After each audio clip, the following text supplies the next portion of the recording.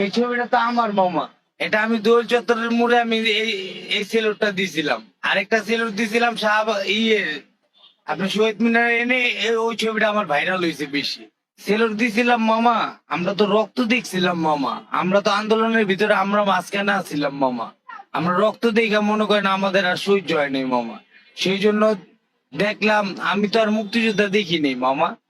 আমি ও ওদিনকে আমি মুক্তিযুদ্ধ দেখছি মামা।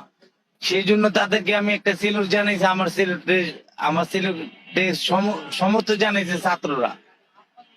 আবার রিক্সাওয়ালার সমর্থন জানাইছে। রিক্সাওয়ালা কিন্তু আমার এই সেলুটের পরে কিন্তু রিক্সাওয়ালার মিছিল করছে কিন্তু। আমরা সহযোগিতা করছি। যেরকম একটা ছাত্র পুলিশের আহত হয়েছে, আমরা ঢাকা মেডিকেলে নিয়ে গেছি। তার না ভাড়া লিইনি, আমরা কোন রিক্সাওয়ালা ভাড়া লাইনি।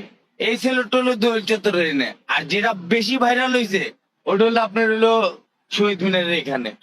আমার খুব ভালো লাগতেছে মামা। মানে আমি যেন একটা দেশের ছাত্রদের পক্ষের একটা লোক, এটা আমারই মনে হইতাছে। ছাত্ররা আমারে মনে রাখ।